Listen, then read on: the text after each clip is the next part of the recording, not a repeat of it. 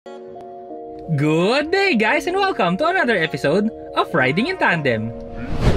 RIT, Riding in Tandem, RIT. With me, RM, at sa episode na to, samahan nyo kung subukan itong Chery Tiggo 7 Pro Hybrid. Ano, ready na ba kayo? Tara na!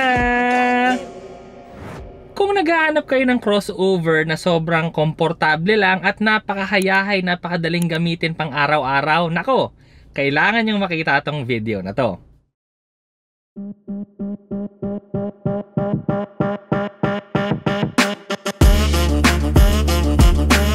Ang makina nito ay 1.5-liter turbo gasoline engine na may 48 volts battery plus belt starter generator. May maximum power ito na 156 horsepower at may maximum torque naman na 230 Nm. Ang transmission nito ay CVT.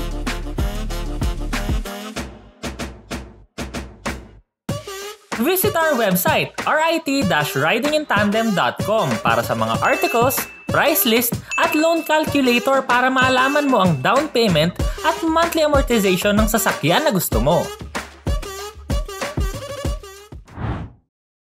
Itong Chery Tiggo 7 Pro Hybrid, sa labas, overall, no, pag tinignan mo, simple lang siya na elegante. Actually, kaparehas pa rin naman siya nung Chery Tiggo 7 Pro na non-hybrid. Elegante, simple, tsaka malakas yung dating. Compact lang siya sa labas, pero papasok din naman tayo sa space dito sa loob. Sa unahan, mapapansin nyo, unang-una dyan yung design ng hood. So, medyo clamshell hood siya, yung naka-cover banda sa unahan. Tapos, yung intergalactic na grille, no? So, ganun pa rin, no? Para kasing galaxy na merong mga silver-silver. Basta, ang gandang tingnan niya. Merong camera sa unahan, merong parking sensors, saka lahat ng mga ilaw nito LED. Sa sides naman, meron siyang roof rail. Tapos, yung design niya, no? Floating roof yung design. Black kasi hanggang likod. Tapos, meron din siyang mga matte body moldings. Ang size ng gulong, 225/60 R18. Sa likod naman yung taillight, so isa lang siya, parang pinagdugtong sa gitna. Tapos yung tambucho, yun yung una kong napansin no? Dalawa kasi yung tambucho, ang gandang tingnan. Pero Bluetooth lang yan, no? Nasa ilalim yung totoong tambucho. Pero at least, maganda siyang tingnan. Kompleto rin to ng mga usual stuff, no? So, meron siyang shark's fin antenna, defogger, wiper, rear view camera, at parking sensors. Ang tailgate naman, no, one touch lang siya, tapos bubukas na siya ng kusa mag-isa. Ang space sa likod, dahil nga hindi naman pa baba yung likod ng Tiggo 7, maluwag na maluwag. Meron na rin siyang kasamang cargo cover, tapos sa ilalim, meron din siyang donut na spare tire. Ang champion din dito, no, yung space para sa tao, kasi compact lang yung dimensions niya sa labas, pero pagpasok mo, yung space ko sa likod yung knee room ko, halos 2 fist yung space, tapos yung headroom naman, lampas 5 daliri. So, napakaluwag sa likod. Itong unahan naman, naka-normal driving position ako. May panoramic sunroof din to na abot hanggang likod. Magkabila, meron siyang hawakan, ilaw, seat back pockets, bottle holders at compartment sa mga pintuan. Ang mga pasahero din dito matutuwa kasi merong 2 aircon vent sa likod. Meron ding isang USB doon para pwede kang mag-charge. Tapos meron ding open compartment doon na pwede mong lalagyan ng cellphone habang nagcha-charge ka. Yung upuan naman, leather. Tapos meron siyang ISOFIX tethers, 3 yung seatbelt. Meron ding center armrest, tsaka 2 cup holders. Sa unahan naman, so ito yung pinakagusto ko sa sasakyan na to, no? Kasi pag nagda-drive ka, sobrang komportable kasi leather lahat ng mahahawakan mo, yung manibela, leather, yung sidings, leather, yung mga ibabaw ng sidings, soft touch material, pati yung leather dito sa gitna, malambot, hindi yung usual na yung iba kasi matigas na yung patungan dito pero dito hindi. Tapos pati yung mga dashboard, pag hinawakan mo, malalambot pa rin. Premium yung feel. Dahil lahat soft touch yung mga materials na ginamit halos, komportableng komportable ka. Kalikutin muna natin ng maigi dito sa unahan, no? So sa manibela pa lang, meron siyang cruise control sa left side. Sa right side naman, controls para sa infotainment system. Yung instrument cluster naman, lahat siya screen na lang, no? Digital, napakaraming info, pwede mong palit-palitan dito sa left side ng manibela. Medyo mas maliit-liit lang yung infotainment system, no? Pero malaki pa rin naman yung sulat, no? Kita mo kahit malayo. Pero ang importante kasi dito, meron siyang Apple CarPlay tsaka Android Auto. So, covered ka na doon. Sa ilalim naman ng infotainment system, nandyan yung engine start-stop button na napakaganda ng itsura kasi silver, no? Bakal na bakal siya. Pati yung mga controls ng aircon natin, may mga silver accents. Sa bandang baba no, merong mga dipindot naman dito na controls para sa volume, hazard switch, tsaka iba pang controls para sa infotainment system. Sa ilalim nun, may mga touch sensitive controls naman para sa aircon. Ang shifter nito, yung park, dipindot lang. Tapos, yung shift lang dito, yung reverse, tsaka neutral, tsaka drive. Meron din tong manual mode sa left side. Ang parking brake naman, electronic na may auto hold function. Meron din ditong wireless charging. Tapos may mga ibang pindutan pa dito sa bandang baba, no? Yung mga drive modes, around view monitor, tsaka hill descent control. Merong dalawang cup holders. Tapos syempre itong center armrest nya, no? Malaki, tapos natatanggal yung cup holder. Ayan, no? Pagka gusto mong malaking space, pwede mong tanggalin to, tapos pwede rin siyang maging cooler kasi may vent ng aircon dito. Nauurong din to pa forward, backward. Kakaiba rin dito yung mga sidings, no? Kasi meron siyang mga brushed metal design. Yung upuan niya leather, tas malambot. Actually talagang luxurious yung feel, no? Pagka upo mo pa lang dito, naka-aircon ka, kagaya ngayon, no? Nagre-relax lang dito at nagvi-video.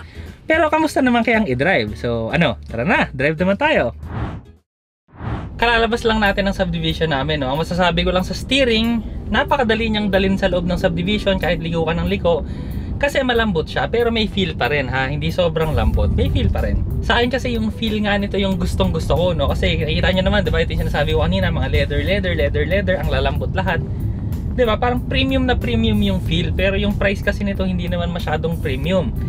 Tapos naka mild hybrid system ka pa. Bale ito, hindi to full hybrid, ha, mild lang. So ibig sabihin nun, meron din siyang 48 volt na battery na tumutulong din para lahat ng power ng makina sa pagtakbo lang niya gagamitin. Lahat ng mga accessories doon na kukuha ng power sa 48 volt na battery. So ang ibig sabihin nun, no, hindi ito yung full hybrid na tinatawag. Kasi meron din naman Tigo 7 na yung full hybrid, pero di ko alam kung na-release na yata o kasi pinakita na namin noon check nyo na lang sa channel namin. Pero yun kasi, yun yung mga nakaka 20 plus kilometers per liter na gasolina. So ito kasi, mas matipid to kesa doon sa regular na non-hybrid variant. Pero syempre, hindi naman sobrang layo ng difference. Pero meron. Yun yung importante doon. Kaya kung gusto nyo ng mas matipid kesa sa mga regular na version ng Tigo 7 Pro, ito na yun, yung mild hybrid. Hindi rin naman kasi ganun kalayo yung presyo nito doon sa regular na non-hybrid. Kaya kung ako lang ang bibili, no, maganda to kasi at least may konting tipid factor ka na ng kotse. Yun nga lang din, no, sabihin ko na lang din para alam nyo kasi baka mamaya mahuli kayo ng pulis. So yung mild hybrid na kagaya nito, hindi siya exempted sa coding. Pero yung full hybrid, yun yung exempted sa coding. Napakaganda rin ng suspension nito, no, kasi more on nasa softer side siya. So, pagka nagko-cornering ka, no, medyo nararamdaman mo yung body roll. Pero sa totoo lang, kung nagmamadali kang magmaneho, tapos yung pagdadrive mo, yung medyo mabilis, carry pa rin naman, no? Hindi naman siya nakakatakot. Huwag mo lang talagang isasagad to the limits ng sasakyan, no? Kung nagmamadali ka ngayon, okay lang, kayang-kaya naman. Itong sasakyan na to kasi, parang palagay ko kasi, kung ang hinahanap mo talaga yung komportable na pang araw-araw, ito yun Kasi yung mga ibang crossovers kasi, sabihin na natin, iba-ibang klaseng SUV, crossover man yan o ladder on frame, may mga iba-ibang use kasi talaga sila Yung mga ladder on frame, so syempre yung mga ganun, no, pang off-roading naman yon. Pero syempre mas stiff din yon compared dun sa mga crossovers kagaya nito. Tapos yung mga crossovers kasi, meron din yung made na mas komportable kagaya nito na pang araw-araw. Pero meron ding mga crossovers naman na kung gusto mo ng ratratan, yun naman yung mga talagang less yung mga body roll pero mas matagtag. Pero ako kasi alam niyo naman ako, no, gusto ko yung pag nagda-drive ako, yung komportable lang, relax ako. So ito yun. Yung transmission din ito, no, dahil nga naka CVT tayo. So pagtapa ko ng gasolina simula kanina, wala lang, parang tuloy-tuloy nga lang kasi nga naka CVT tayo Wala nang shift yan. Sa engine power din naman, kung gusto mong mag-overtake, tapakan mong konti. Ayun, nagla-launch naman siya. May power naman siyang umabante. Tapos naka-eco mode pa lang tayo, may sport mode pa to. Pero mamaya na tayo mag-sport mode. Yung throttle response niya, maganda rin. Hindi ka maninibago, hindi nakakagulat yung throttle. Pag namreno ka, ganun din, hindi naman siya nakakagulat. Tas konting diin mo pa, lumalakas agad yung preno. So sa driving dynamics nito, wala talaga akong masabi. Ayos, masarap tong gamitin pang araw-araw. So meron din niya pala tong manual mode, no. So yun i-try natin. Yun nga, no, yung manual mode kasi nito, no, dahil CVT nga, no. Yung manual mode niya hindi mo masyadong feel Pero nagsi-shift naman siya. Pero yun nga, dahil nga CVT, no, sobrang suabe pa rin yung shifting. So kung gusto niyo talaga ng sporty feel, no, hindi mo makukuha dito yun. Pero Kung kailangan mo naman ng mga engine braking, makukuha mo naman yun. Suwabing-suwabe nga lang. Pero di ba, alam mo yun, komportabling suspension mo, edi saktong-sakto lang, pati yung shifter mo, suwabing-suwabe lang, di ba? Pang-komportablehan talaga to. Pero mayroon pa tong sport mode, so yun din yung try natin ngayon. So, sport mode. So, mas lumakas yung pickup niya. Uy. Lakas din ng power nito. May pa-attack din talaga. Pero yun nga, ang napansin ko kasi dito, bumilis siya dito sa sport mode, maganda yung response, mas bumilis yung throttle response, pero para kasi hindi bagay sa sasakyan, kaya ilalagay ko na sa eco, kasi parang para sa akin kasi luxurious and comfortable kasi to eh. So kumbaga parang pag ako, luxurious and comfortable na lang. Pero yun nga, at least may flexibility siya kung yung driver gusto nyo medyo rumatrat, edi sport mode mo, pero ako hindi na, eco na lang, tipid pa sa gas. Isa pa nagustuhan ko dito kasi nga compact lang yung size niya. Sa city driving, so napakadali niyang isingit-singit kasi nga hindi naman siya ganun kalakihan. Sa mga parking spaces, hindi rin ako ng problema. Napakadaling gamitin, pero dahil nga crossover to, monocoque, ibig sabihin nun yung space dito sa loob malaki. So yun yung major advantage din ito, So luxurious tapos spacious. Tapos isabay mo pa dyan, yung radyo. Saktong-sakto na, luxurious yung feel, tapos okay din yung radyo, maganda yung tunog. Recipe for daily driver na spacious kasi may mga crossover din na iba pero medyo mas compact sila, mas maliit. Ito kasi, kung malalaking tao kayo sa pamilya, ito yung mas maganda. So yung aircon niya, okay na okay din, maganda, malamig yung buga. Kaso, kahit kasi naka-dark tint tayo na ganito, pagka kunwari hindi talaga Ceramax Nano Ceramic Film, yung heat rejection niya medyo mababa. Kaya dapat talaga Ceramax Nano Ceramic Film. Ay, yung details nandito sa baba. Sa Ceramax Nano Ceramic Film kasi, hindi ganito ka-dark yung pakiramdam sa loob, pero yung heat rejection niya napakataas talaga. Kaya ibig sabihin nun, clear yung vision mo sa gabi, pero sa araw, protektado ka talaga sa init. Yun yung maganda. O, di ba? Ang Chery Tiggo 7 Pro Hybrid ay nagkakahalaga ng 1,350,000 pesos. Ito naman ang safety and security features. Maraming salamat po sa Chery Auto Philippines sa pagpapahiram nila sa amin na sasakyan. Dito na tayo sa segment na The Good and the Bad. So, hindi naman bad, pero kung gusto mo kasi yung rat-rata na takbo, syempre, hindi ito yon. Kasi nga ito, more on luxurious, comfortable driving. Kung gusto mo yung sporty, tumingin ka na iba. Pero actually, meron nga rin pala itong sport mode kung gusto mo. Pero yun nga, mas talaga to. Mas maganda yung comfortable, luxurious, relaxed driving. Tapos napansin ko rin, syempre, kung gusto mo ng super aggressive styling, syempre, hindi rin ito yon. Kasi medyo classic, simple. Ito yung mga simpleng, eleganteng looks. Yun yung datingan kasi niya.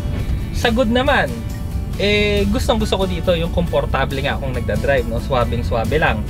Pang malayuan, goods. Lalo na sa mga katulad ko na malalaki katawan dahil nga maluwag dito sa loob. So, komportable ko.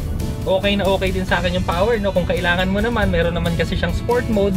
Pero kahit naman kasi yung eco mode niya, matulin din naman siya. Kaso yun nga, pipigayin mo ng konti. So yun talaga yung panamaan nito yung comfortable driving, ang daling-dalin pang araw-araw kasi hindi siya ganun kalakihan.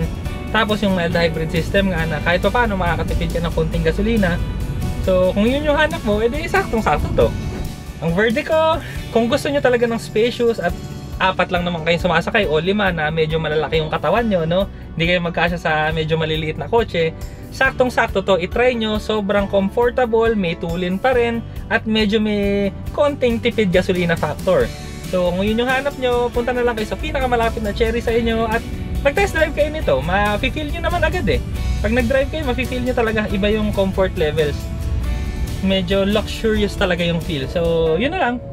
Masasabi ko na sa inyo, mag-test drive kayo para malaman nyo rin yung pakiramdam. Maraming salamat sa panonood. Sana nag-enjoy kayo sa video na to. Next video na! RIT, riding in tandem. RIT, riding in tandem. RIT, riding in tandem. Siksik na impormasyon mula kay RM at Elaine.